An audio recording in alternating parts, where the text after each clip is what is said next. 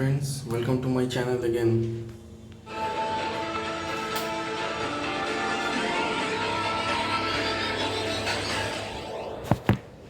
आदित्य और देविका अभी भी वैसे ही शांति में खड़े हुए थे, जहां पर आदित्य बस उससे कुछ जवाब एक्सपेक्ट कर रहा था और देविका अपने ख्यालों में खोई हुई थी। देविका श्योर नहीं थी कि उसे आदित्य को कुछ बताना चाहिए या नहीं। वो उस पर भरोसा तो करती थी, लेकिन उसे पता था कि आदित्य चीजों को बिगाड़ने में देरी नहीं करता। वो भले ही ये बात उसके मुंह पर नहीं कह सकती थी, पर उसे मन में बहुत अच्छे से पता था। जब वो वहां पर फाइटिंग अरेना में बैठी हुई थी तो उसने चीजों को बिगड़ते हुए देखा था। आदित्य की वजह से ही चीजें बहुत ज्यादा कॉम्प्लिकेटेड हो गई थी और उसे उसमें पार्ट लेना पड़ा था। उसे पता था कि आदित्य चीजों को सही करने की कोशिश करता है तो कुछ न कुछ गड़बड़ हो ही जाती है, और ऐसे टाइम पर वो उस पर बस भरोसा करने के बारे में ढंग से सोच नहीं पा रही थी। कहीं न कहीं आदित्य को भी उसके एक्सप्रेशन से समझ में आ गया था कि शायद देविका उस पर भरोसा नहीं कर पा रही है। वो जब से जिंदगी में आया है उसने बहुत कम लोगों पर भरोसा किया है, और उसे पता है कि जब कोई भरोसे को लेकर डाउट में होता है तो वो किस तरीके से दिखता है। उसे समझ में आ रहा था कि उसने जो कुछ भी गलतियां पास्ट में की हैं और जहां पर भी मृणाली की जान को खतरा आया है, तब देविका बहुत हर्ट हुई है और उसकी वजह से ही शायद वो उस पर इतनी आसानी से भरोसा नहीं कर पा रही है। आदित्य को पता था कि चाहे कुछ भी हो उसे देविका को अपने ऊपर विश्वास दिलाना ही होगा, और यही बात सोचकर उसने उससे कहा, इतना मत सोचो देविका, इतना सोचने से कुछ मतलब नहीं निकलता। मैंने पास्ट में इतनी सारी गलतियां कर दी हैं और बार बार जब मैं इन चीजों के बारे में सोचता था तो शायद वही मेरी एक और मिस्टेक बन जाती थी। जितनी बार मैं जितनी चीजों के बारे में सोचता था वो कॉम्प्लिकेट होकर मेरे सामने प्रेजेंट होती थी और मैं उनको कुछ नहीं कर सकता था। अगर तुम भी ऐसी ही गलती करना चाहती हो तो मैं तुम्हें रोकूंगा नहीं, पर मैं तुम्हें बताना चाहूंगा कि उससे कुछ मतलब नहीं निकलता। अगर तुम आज मेरे सामने चुप रही तो कल तुम जरूर इस बारे में सोचोगी कि तुमने मेरे सामने मुंह क्यों नहीं खोला, और फिर शायद नुकसान तुम्हारा ही होगा। मैं उस चीज को नहीं देख सकता देविका, तुम मेरे परिवार का एक हिस्सा हो। अब बस मैं तुम्हारी खुशी चाहता हूँ। जो भी तुम्हारे मन में है तुम बता दो, मुझे सब कुछ कह दो। मैं बुरा नहीं मानूंगा और मैं तुम्हारी मदद करने की पूरी कोशिश करूंगा। जब देविका ने आदित्य की उस बात को सुना तो वो बहुत हैरान हुई। पहली बार आदित्य ने देविका को अपने परिवार का हिस्सा कहा था और उसकी आवाज में उसे एक डिटर्मिनेशन दिख रहा था, जो उस चीज को बता रहा था कि आदित्य ने जो भी कहा है वो इस चीज को लेकर बहुत ही पॉजिटिव है। वो बस उसे टालते हुए ऐसी बात नहीं कह रहा था, बल्कि उसकी बात में एक मीनिंग है और उसकी आंखों में भी यही झलक रहा था। उसे आज आदित्य की आंखों में पहली बार वो चमक दिख रही थी जिस तरीके से मृणाली को दिखती थी। उसे पता था कि वो मृणाली से बहुत ज्यादा प्यार करता है, इसीलिए वो बस यहाँ पर खड़ा होकर ये सारी बातें कह रहा है। तब देविका ने सोचा कि उसे भी अब अपनी बात आदित्य को बता देनी चाहिए, और उसने उससे कहा, ठीक है मैं आपको बता दूंगी, लेकिन आप वादा कीजिए कि आप ये बात कभी भी दीदी को नहीं बताएंगे। चाहे चीजें कितनी भी बिगड़ जाएं, चाहे कुछ भी हो, आप दीदी को एक भी बात नहीं बताएंगे, वादा कीजिए। देविका ने इतना कहकर अपना एक हाथ आदित्य के सामने स्ट्रेच कर दिया और वो एक्सपेक्ट करने लगी कि आदित्य उस पर अपना हाथ रखेगा, लेकिन वहीं आदित्य अपने मन में यह सोच रहा था कि अगर वो मृणाली को कुछ नहीं बताएगा तो क्या उसका कुछ नुकसान हो सकता है। इस चीज को लेकर वो श्योर नहीं था, क्योंकि उसे पता था कि जो भी देविका के मन में है वो उस चीज को तो टैकल कर लेगा, पर उस चीज को मृणाली को बताना ना बताना ये शायद उसके हाथ में है। उसने सोचा कि अगर वो चीजों को टैकल करके इन दोनों बहनों के रिलेशनशिप को नॉर्मल कर देगा तो किसी न किसी दिन देविका खुद ही मृणाली को इस बारे में बता देगी।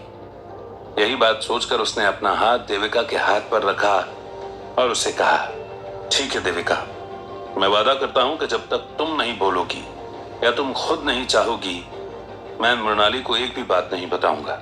उससे ये कभी शेयर नहीं करूंगा कि मैं क्या करने जा रहा हूं, पर प्लीज तुम्हारे मन में अब जो भी हो वो मुझे सब बता दो। जब आदित्य ने ये बात कही तब उसे दिख गया कि देविका के चेहरे पर हल्की सी स्माइल आ गई है और वो थोड़ा रिलैक्स महसूस कर रही थी।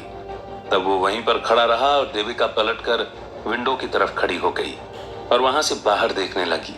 आदित्य को पता चल रहा था कि वो अपने मन में इस बात को सोच रही है कि वो किस तरीके से सेंटेंस को फ्रेम करे, और फिर वो बस वहां पर इंतजार करता रहा कि वो कब क्या कहेगी।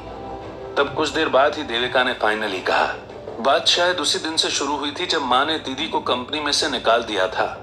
मैं जैसे उस चीज को सहन नहीं कर पाई थी, और जब हम तीनों घर लौटे थे तो मैं माँ से बहुत लड़ी थी। लेकिन माँ ने मुझे कुछ ऐसी बातें कही जिनको मैं आपके सामने कह भी नहीं सकती। पर एक बात जो उनकी मुझे बहुत ज्यादा बुरी लगी, उन्होंने कहा कि दीदी उनकी कोख से नहीं जन्मी है, बल्कि मैं जन्मी हूं और मुझे वो 9 महीने का कर्ज चुकाना ही होगा। तब मैं बहुत टूट गई और अपने कमरे में जाकर रो रही थी। लेकिन मुझे पता था कि अगर उन्होंने इतनी बड़ी बात मुझसे कह दी है तो मुझे भी अब अपने लक्ष्य पर काम करना होगा। मुझे पता था कि दीदी हर दिन ही इस बात को सोचती थी। वो भले ही मुझसे कहती नहीं थी, लेकिन यही बात सोचती थी कि वो किसी न किसी दिन मुझे अपने प्लेस पर बिठाना चाहती थी और मुझे काम समझाना चाहती थी। तब मैंने सोचा कि मुझे दीदी की बात भी समझनी चाहिए। अगर वो चाहती हैं कि मैं आगे प्रोग्रेस करूं तो मैं वैसा ही करूंगी। और यही बात सोचकर मैंने अगले ही दिन से कंपनी की वाइस प्रेसिडेंट की पोस्ट पर ज्वाइन कर लिया। देविका इतना कहकर एक बार रुकी और गहरी सांसें लेने लगी। आदित्य को पता था कि अब वो ऐसा इसलिए कर रही है क्योंकि जो वो बात कहने जा रही है वो शायद इतनी दुख भरी होने वाली है कि उसे उसके लिए टाइम चाहिए। तब वो भी बस चुपचाप वहां खड़े रहकर उस जवाब का इंतजार करने लगा। फिर देविका ने अपनी बात को कंटिन्यू करते हुए कहा, मुझे आज तक इस बात के बारे में समझ नहीं आया कि दीदी ये पोस्ट और कंपनी कैसे संभालती थी। मैंने जिस दिन से यहाँ ज्वाइन किया था उस दिन से ही चीजें बहुत कॉम्प्लिकेट होने लग गई थी। दीदी की फाइल मुझे समझ नहीं आई और ना ही उनके क्लाइंट मैनेज करना समझ आया। उन सारी चीजों का वेट मेरे ऊपर ही था क्योंकि मुझे ये बात कभी भी पता नहीं चली कि पूरी कंपनी को ज्यादातर दीदी ही ऑपरेट करती थी और ज्यादातर डिसीजंस वही लेती थी। मुझे लगता था कि माँ ज्यादा ऐसी सारी चीजों को मैनेज करती हैं, लेकिन धीरे धीरे करके मुझे सच पता चलने लगा और मेरे दिमाग पर प्रेशर बढ़ने लगा। मैं जैसे उस चीज को सहन नहीं कर पा रही थी। बस हर दिन यहाँ पर आती 10 से 12 घंटे लगातार काम करती जाती और किसी भी चीज को नहीं समझ पाती। कुछ हमारे एम्प्लॉयज कंपनी छोड़कर चले गए और कुछ ऐसे क्लाइंट्स भी थे जो हमारे लिए बहुत इंपॉर्टेंट थे, वो भी यहाँ से चले गए। इस बीच मुझे ऐसा लगा जैसे कि चीजें बिगड़ गई हैं और शायद वो कभी भी वैसी नहीं हो पाएंगी जैसा मैं सोचती हूँ। माँ भी मेरी तरफ बहुत ही बुरी नजरों से देखती थी और वो इस चीज को समझ गई थी कि शायद उन्होंने मुझे कंपनी पकड़ाकर बहुत बड़ी गलती कर दी है। शायद वो नाना जी के सपने को टूटता हुआ देख सकती थी और उन्हें समझ में आ रहा था कि उनकी कंपनी अब खत्म होने वाली है और मेरे अंदर भी यही डर भर गया था। देविका इतनी बात कहकर वहां से पलटी और फिर चलती हुई अपनी डेस्क के सामने लगी हुई चेयर पर बैठ गई। उसने आदित्य को भी वहां बैठने का इशारा किया। जब आदित्य वहां बैठ गया तब देविका ने उसकी तरफ देखा और आगे कहा, लेकिन मैंने फिर भी हिम्मत नहीं हारी क्योंकि मुझे लगता था कि हिम्मत हारने से सब कुछ बिगड़ जाता है और मैं बस वही चीज नहीं करना चाहती थी। ये बात मुझे बचपन में ही दीदी ने सिखा दी थी कि अगर मुझे कोई काम करना है और मैं अगर उसके लिए अपना पूरा डेडिकेशन लगा दूंगी तो वो पूरी तरह से टैकल हो जाएगा। और यही हुआ। धीरे धीरे करके मैंने चीजों पर पकड़ बनाना शुरू कर दिया और फिर से हमारा बिजनेस उसी तरीके से चलने लगा जिस तरीके से वो चलता था। लोग मुझे प्रेज करने लगे और वो प्रेजिंग भी इतनी अच्छी नहीं थी। कहीं ना कहीं मुझे समझ में आ रहा था कि वो बस एक डिस्ट्रैक्शन है। माँ जब तक मुझे प्रेज नहीं करती थी तब तक मुझे शायद फर्क नहीं पड़ने वाला था। उनका अप्रेजल जैसे मेरे लिए एक बेंचमार्क था जो मुझे अचीव करना है और मैं शायद उसे अभी तक नहीं कर पाई हूँ। मैं दिन भर में 4 से 5 क्लाइंट से मीटिंग करती हूँ और सारी चीजें मैनेज करने की कोशिश करती हूँ, लेकिन आज जिस क्लाइंट से मिली वहां पर चीजें थोड़ी सी बिगड़ गईं। शायद उसी कारण से मैं बस यहाँ पर बैठी हुई थी और स्टिक पकड़कर आप पर हमला करने के लिए तैयार थी, जो शायद नहीं होना चाहिए था और मैं बस बहुत ज्यादा डर गई थी। लेकिन ऐसा क्या हुआ देविका? आदित्य ने थोड़ी तेज आवाज में पूछा। उसके लिए जैसे उसके सब्र का बांध टूट रहा था और वो बस जानना चाहता था कि उसे किस आदमी से लड़ाई करनी है। तब देविका ने उससे कहा, दरअसल आज मैं जहां पर मीटिंग के लिए गई थी वहां पर एक बहुत ही बड़ा क्लाइंट मेरा इंतजार कर रहा था। वो 50 साल का होगा और उसने जब मुझे देखा तो उसकी आंखें चौड़ी हो गईं। वो विश्वास नहीं कर पाया कि इतनी कम उम्र की लड़की उसके सामने आकर बिजनेस के बारे में बात कर रही है और जैसे उसका मेल ईगो हर्ट हो गया।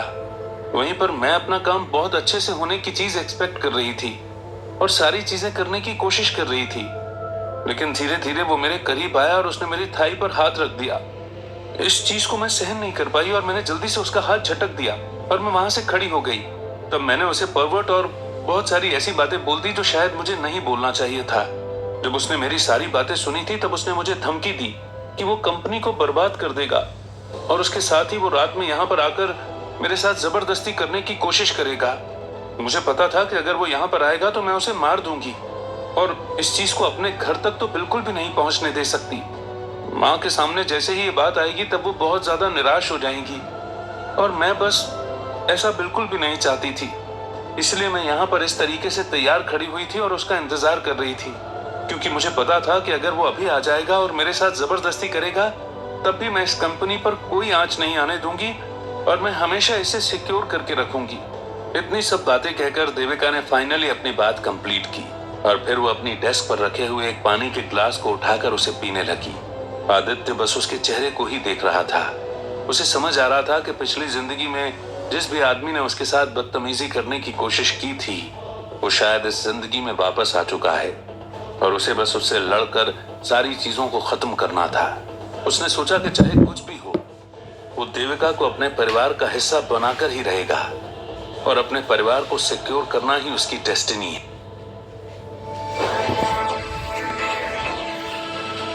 Thanks for hearing. आज एक ही एपिसोड अपलोड हुआ है।